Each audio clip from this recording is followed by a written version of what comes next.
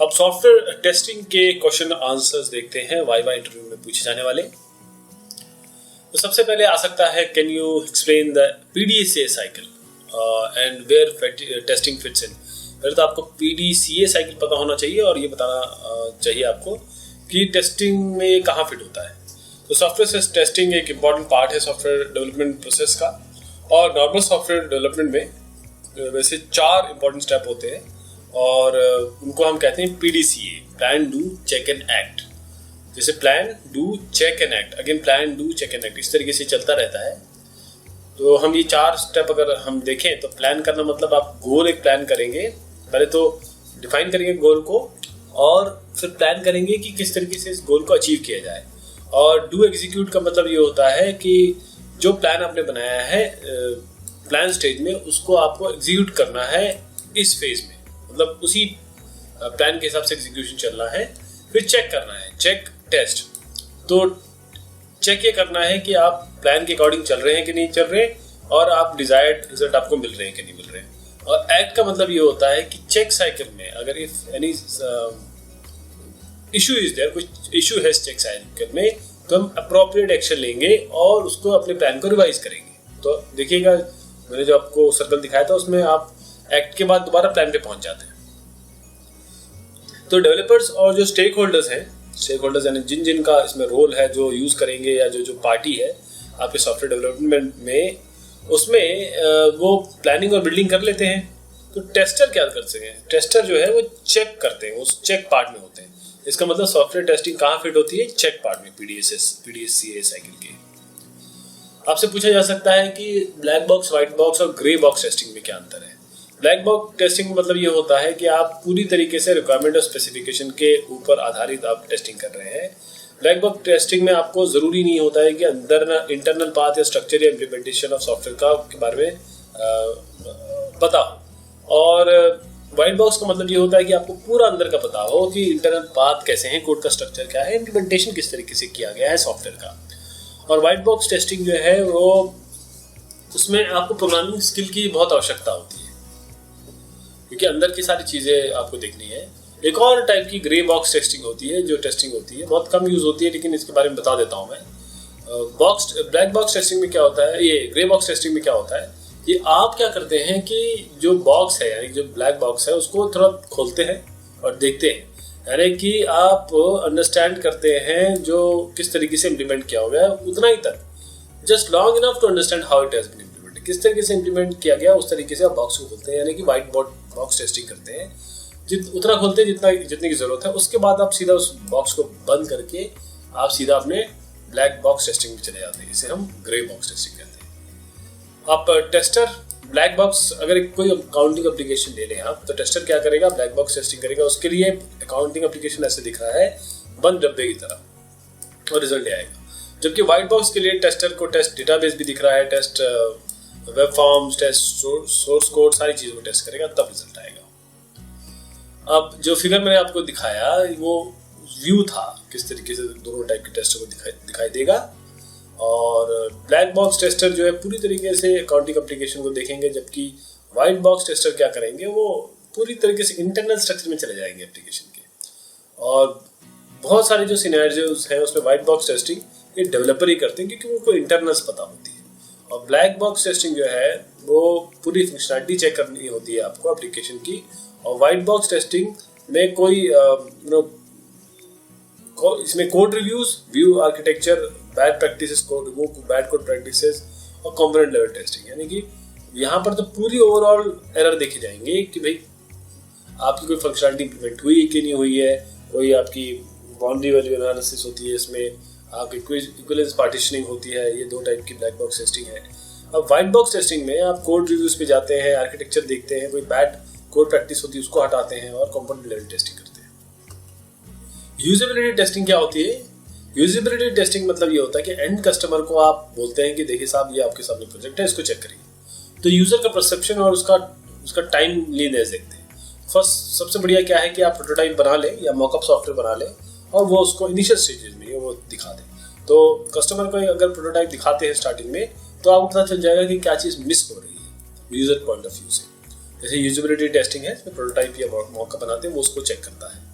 अब इसमें एक चीज़ ज़रूर बता दूं मैं आपको इसमें कि यूजेबिलिटी टेस्टिंग में एक चीज़ इंपॉर्टेंट है कि उसको यूज़र फ्रेंडलीनेस कितनी लग रही है, उसको लग रहा है कि मैं इसे अच्छे से यूज़ कर पाऊंगा, ये भी इसमें आता है यूजेबिलिटी टेस्टिंग में। और कैटेगरीज क्या होती है डिफेक्ट्स की? 3 टाइप के डिफेक्ट होते हैं, एक रॉन्ग होता है, एक मिसिंग होता है, एक एक्स्ट्रा होता है। रॉन्ग जो होता है इसका मतलब तो ये रिक्वायरमेंट इम्प्लीमेंट ही नहीं की गई है। मिसिंग मतलब अगेन कि वो जो चीज़ है ही नहीं उसे हम मिसिंग कहते हैं। There was a requirement given by the customer and it was not done. और कोई भी जो रॉन्ग चीज़ क्या है, मिसिंग मतलब जो चीज़ आपने की थी, रॉन्ग मतलब ये होता है कि जो रिक्वायरमेंट है उसको कंप्लाई नहीं किया गया।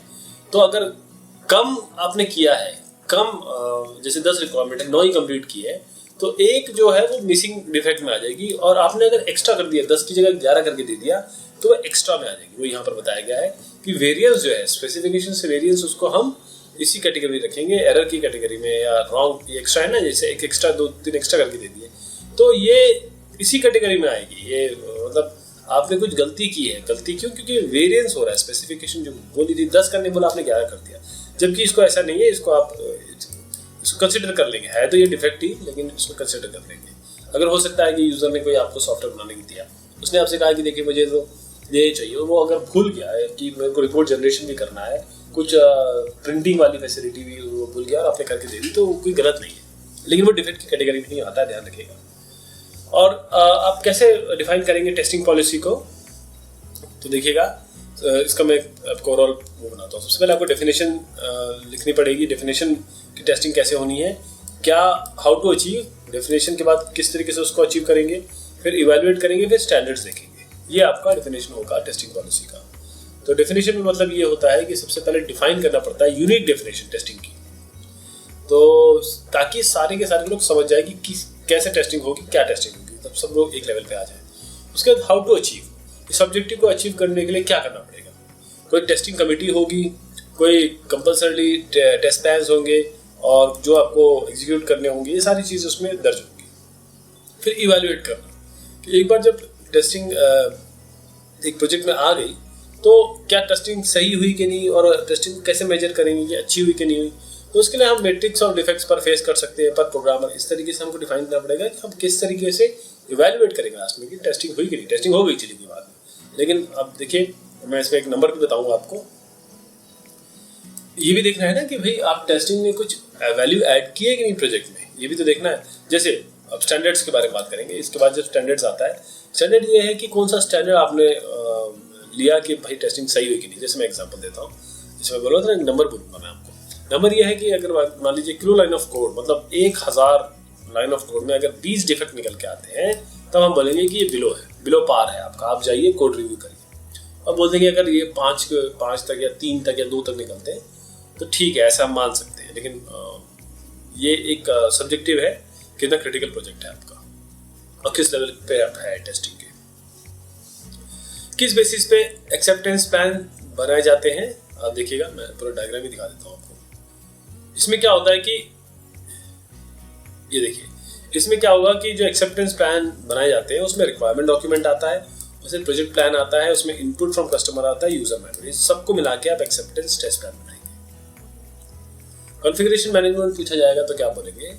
कॉन्फ़िगरेशन मैनेजमेंट का मतलब ये होता है कि डिटेल्ड रिकॉर्डिंग और रिकॉर्डिंग के साथ अपडेशन, रिकॉर्ड करना और अपडेशन करना इंफॉर्मेशन का, बोथ दोनों हार्डवेयर और सॉफ्टवेयर के लिए। क्योंकि होगा क्या कि हम ये ना समझें कि केवल हमारा सोर्स कोड को ही दिखना है, सारी चीज़ें इसमें इन्वॉल्व होती है। जैसे सॉफ्टवेयर डॉक्यूमेंट्स हैं, इसमें रिक्वायरमेंट, डिज़ाइन, टेस्ट केसेस होंगे आपके, और जब कोई चेंज अगर एडहॉक मैनर में हुआ ना, तो आपकी सारी सिचुएशन क्योटिक, मतलब अनकंट्रोल्ड मैनर में होगा तो क्योटिक सिचुएशन हो जाएगी, और उसके बाद डिफेक्ट्स और आ जाएंगे इसमें। तो जब भी कोई चेंज हो तो उसको कंट्रोल फैशन में करें, उसकी प्रॉपर वर्जनिंग करें। तो किसी भी जगह पे हम रिवर्ट बैक कर सकते हैं ओल्ड वर्जन में, ये भी पॉसिबल है अगर ठीक से कॉन्फ़िगरेशन मैनेजमेंट हुआ है तो मेन इंटेंशन कॉन्फ़िगरेशन मैनेजमेंट का यही है कि हम कोई करंट सिस्टम इशू आ रहा है तो हम पीछे जा सकें, देख सकें और समझ सकें। और इसके लिए सबसे इंपॉर्टेंट चीज़ होती है बेस लाइन्स। तो अगर कॉन्फ़िगरेशन मैनेजमेंट की बात होगी तो बेस लाइन्स की बात ज़रूर होगी, ये इंपॉर्टेंट एस्पेक्ट है इसका। और कवरेज टूल कैसे काम करेगा? कवरेज टूल ये होता है कि जब आपकी टेस्टिंग हो रही होती है एक्चुअल प्रोजेक्ट की, तो साथ में कवरेज टेस्टिंग भी चल रही होती है। कैसे, ये डायग्राम से बताता हूँ आपको। जैसे एक्चुअल सोर्स तो चल रहा है, साथ में टेस्टिंग चल रही है एक्चुअल सोर्स कोड की, साथ में कवरेज टूल्स भी चल रहे हैं। तो ये बता देते हैं आपके कि जो स्टेटमेंट एग्जीक्यूट हुए कि नहीं हुए। तो जो पेंडिंग स्टेटमेंट हो गया, जो कवरेज परसेंटेज बताएगा कि भैया 90% कवर हुआ, तो 10% बच गया ना, तो उसको भी देखना है। सारे के सारे आपके पाथ कवर हुए कि नहीं हुए, जो कि टेस्टिंग की बहुत एक इंपॉर्टेंट रिक्वायरमेंट है, जो साइक्लोमेट्रिक कम्प्लेक्सिटी में भी बताया जाता है। अब बेस्ट टेस्टिंग मॉडल कौन सा होगा, ये है तो आप डिसाइड करेंगे। इसके लिए आप बोल सकते हैं कि जो टेलर्ड होंगे, मतलब सब मिक्सअप जो अगर आप करेंगे, सबकी अच्छी चीज़ें निकाल के आप बोल सकते हैं कि हमने ये यूज़ किया। लेकिन इटरेटिव मॉडल सबसे बढ़िया रहता है अगर छोटे प्रोडक्ट हो। बड़े प्रोजेक्ट हो और फास्ट देना है, जो आजकल वेब एप्स वगैरह हो गए, वेब एप तो उसका एजाइल आप टेस्टिंग मॉडल लेंगे, और एवोल्यूशनरी मॉडल ये भी आप बोल सकते हैं। तो टेलर मॉडल ये सबसे ज़्यादा प्रोडक्टिव है, बेनिफिशियल है ऑर्गेनाइजेशन के लिए। अगर आपकी का टेस्टिंग प्रोजेक्ट है प्योर टेस्टिंग प्रोजेक्ट, तो आप वी मॉडल लीजिए। वी मॉडल मतलब होता है वाटरफॉल मॉडल, और हर एक स्टेज पे आपकी वेरिफिकेशन वैलिडेशन होता है। ये चीज़ वी मॉडल होती है।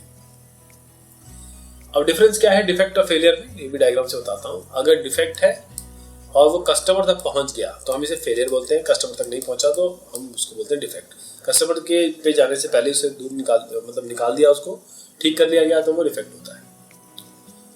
और should testing be done only after the build and execution phase are complete. क्या टेस्टिंग तभी की जाएगी जब आपका बिल्डिंग और एग्जीक्यूशन यानी कोडिंग हो जाए, ये कहा गया है। पहले तो ऐसे ही होता था, ट्रेडिशनल टेस्टिंग मेथोडोलॉजी में तो ऐसी है, लेकिन अब ऐसा नहीं, ये रॉन्ग वे है थिंकिंग की। अब क्या है कि जितना जल्दी डिफेक्ट पकड़ लेंगे उतना बढ़िया है, क्योंकि मेंटेनेंस में अगर आप पकड़ेंगे तो जो डिफेक्ट है वो 10 टाइम ज़्यादा मेहनत और पैसा और एफर्ट लगेगा आपको उसको ठीक करने में। तो रिक्वायरमेंट फेज में आपकी जो रिक्वायरमेंट्स है वो कस्टमर अपने की नीड्स को फॉलो कर रही है कि नहीं कर रही, वो आप चेक कर सकते हैं।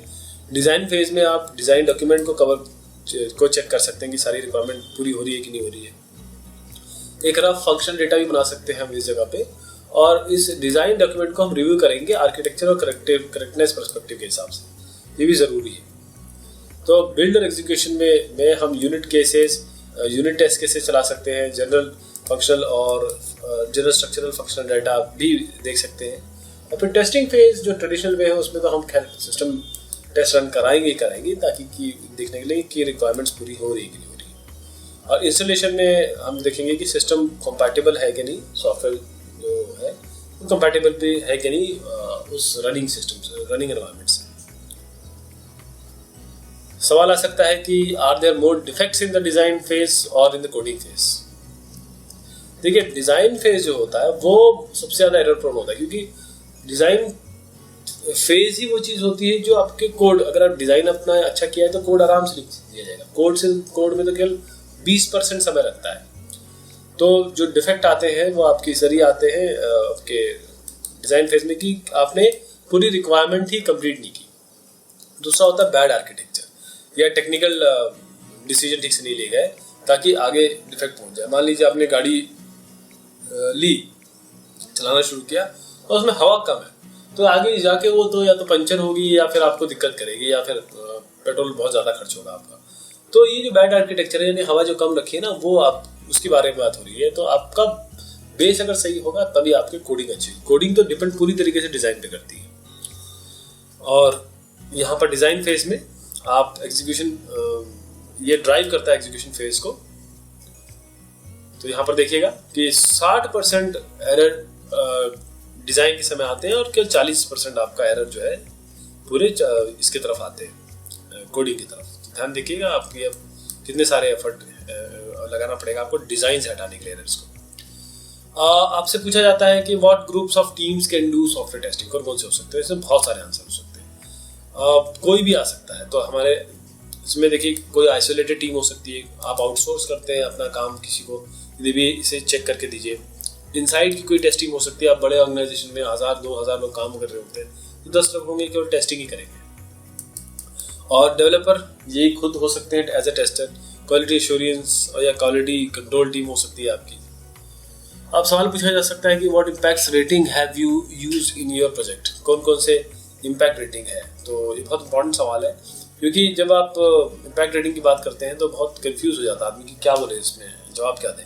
तो इम्पैक्ट रेटिंग में आपके माइनर, मेजर और क्रिटिकल आपके हो सकते हैं। डिफेक्ट्स के बारे में माइनर है कि कोई बात नहीं, प्रोजेक्ट कोई इफेक्ट ऑपरेशन, कोई मेजर इफेक्ट नहीं होगा, कोई इफेक्ट नहीं होगा ऑपरेशन में। मेजर मतलब ये होता है कि थोड़ा सा लार्ज स्केल में ये करता है इफेक्ट। क्रिटिकल मतलब ये आपके सिस्टम को रोक देगा। यहाँ पर मेजर में तो हो सकता है जान माल की हानि ना हो, क्रिटिकल में हो सकता है कि जान माल की हानि हो जाए। और does an increase in testing always improve the project, ये सवाल है, क्या आपकी टेस्टिंग हमेशा प्रोजेक्ट को इम्प्रूव करती है? नो, इसका आंसर नहीं है, ध्यान दीजिएगा। इसका आंसर हाँ मत दे दीजिएगा, क्योंकि जो टेस्ट सिनेरियोज है ये 20% टेस्ट प्लान सी इसमें क्रिटिकल होते हैं बिजनेस एंगल से। बाकी आप क्रिटिकल टेस्ट प्लान इसलिए चलाते हैं कि आप ध्यान से देख रहे हैं कि टेस्टिंग आपने अपनी तरफ से पूरी कर दी गई है और डिफेक्ट्स आपने अपनी तरफ से हटा दिए हैं। आप अपने हिसाब से डिफेक्ट अगर डाल के देंगे तो काम नहीं चलेगा। लेकिन टेस्टिंग ऐसा जरूरी नहीं है कि इंप्रूव कर देगी प्रोजेक्ट को। अगर आपने अच्छे रूल्स फॉलो किए हैं, आपके स्टैंडर्ड्स फॉलो हुए, तो फिर आपकी टेस्टिंग एरर वैसे भी कम से कम ही होंगे। एक सवाल पूछा जा सकता है, what's the relationship between environment reality and test faces?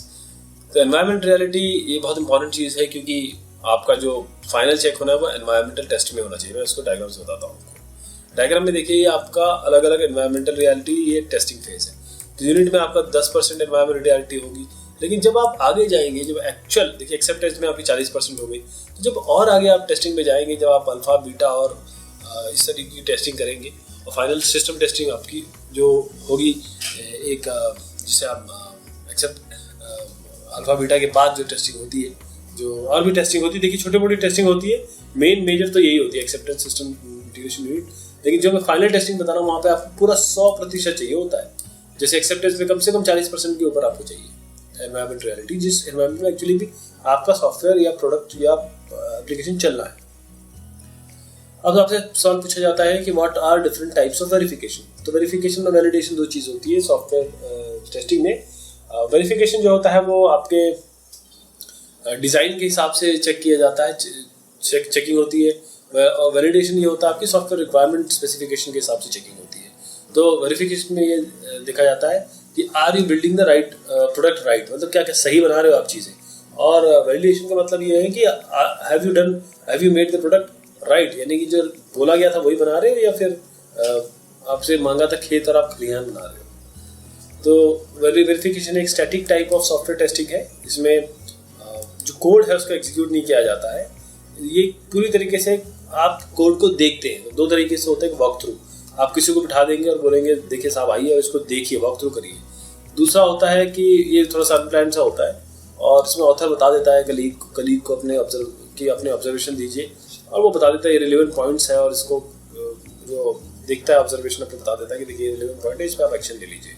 और इंस्पेक्शन मतलब ये होता है कि पूरी तरीके से thorough word by word checking होती है और उसको इफेक्ट लोकेट किया जाता है और फिर कंफर्म किया जाता है ट्रेसिबिलिटी उस रिक्वायरमेंट के हिसाब से। तो ये इंस्पेक्शन होता है। दो टाइप की वेरिफिकेशन होती है, वॉक थ्रू, एक इंस्पेक्शन। एक सवाल पूछा जा सकता है कि how do test documents in a project span across the software development life cycle. ये टेस्ट डॉक्यूमेंट कहाँ पर कैसे, तो उसको मैं आपको बता देता हूँ जो कौन कौन से टेस्ट डॉक्यूमेंट बन सकते हैं। एक आपका सेंट्रल, एक तो प्रोजेक्ट टेस्ट प्लान होगा। सबसे पहले प्रोजेक्ट टेस्ट प्लान में सारी चीज़ें दर्ज होगी, फिर आपके अलग अलग टेस्ट प्लान बनेंगे, इंटीग्रेशन टेस्ट प्लान और acceptance test plan, system test plan, unit test plan, फिर ये सेंट्रलाइज्ड टेस्ट प्लान होगा इसका। तो आप देखिएगा सेंट्रल जो प्रोजेक्ट टेस्ट प्लान होगा ये आपका मेन टेस्ट प्लान होगा, जो आउटलाइन करेगा कि पूरी टेस्टिंग स्ट्रेटेजी सॉफ्टवेयर प्रोजेक्ट की क्या होगी। और ये डॉक्यूमेंट आपका प्रिपेयर होगा एकदम स्टार्टिंग में और ये एंड तक जाएगा SDLC में। एक्सेप्टेंस टेस्टिंग ये होगा, ये जब आपका कस्टमर के साथ बैठ के बनाया जाता है और ये रिक्वायरमेंट फेज से ही शुरू हो जाता है और फाइनल डिलीवरी तक जाता है। सिस्टम टेस्ट प्लान ये होता है कि ये डिज़ाइन फेज में शुरू होता है और अंत तक जाता है। इंटीग्रेशन यूनिट टेस्टिंग जो है वो आपका एग्जीक्यूशन फेज पे शुरू होता है, जहाँ पर आप कोडिंग शुरू करेंगे और फिर फाइनल डिलीवरी तक जाता है। और सबसे इम्पोर्टेंट सवाल आ सकता है कि which test cases are written first. आप वाइट बॉक्स पहले करते हो कि ब्लैक बॉक्स कैसे करते हो, दोनों में से कौन पहले करोगे। तो इसमें सवाल ये उठता है कि नॉर्मल हम तो ब्लैक बॉक्स टेस्ट पहले लिखते हैं और वाइट बॉक्स बाद में लिखते हैं। उसका कारण ये है कि ब्लैक बॉक्स में हमको रिक्वायरमेंट चाहिए होता है ना। तो रिक्वायरमेंट तो हमारे पास पहले ही आ जाती है, और रिक्वायरमेंट डिज़ाइन प्रोजेक्ट प्लान तो पहले ही आ जाता है हमारे पास, और हमारे पास अवेलेबल होता है, तो हम ये कर लेते हैं। लेकिन वाइट बॉक्स तभी होगा ना जब हम एक्चुअली इसको कोड करेंगे, आर्किटेक्चर हमारे पास क्लियर होगा और हम इसको रन कराएंगे। तो वाइट बॉक्स टेक्स्ट जो है वो बाद में लिखे जाते हैं, और ब्लैक बॉक्स टेक्स्ट क्योंकि दे डोंट रिक्वायर अंडरस्टैंडिंग, पूरा अंडरस्टैंडिंग तो चाहते नहीं है, पूरा स्ट्रक्चरल अंडरस्टैंडिंग तो चाहते नहीं ब्लैक बॉक्स, होते हैं इनपुट और आउटपुट चाहते हैं। जैसे मैंने बताया 2 तरीके के होते हैं, आपका बाउंड्री वैल्यू एनालिसिस होती है और आपका एक्यूरेंस पार्टीशनिंग, और भी तरीके होते हैं, ये दोनों मेजर हैं। तो इसीलिए आप हमेशा इसका उत्तर देंगे कि जब भी आप ब्लैक बॉक्स टेस्ट करेंगे या डिज़ाइन डॉक्यूमेंट, प्रोजेक्ट प्लान और रिक्वायरमेंट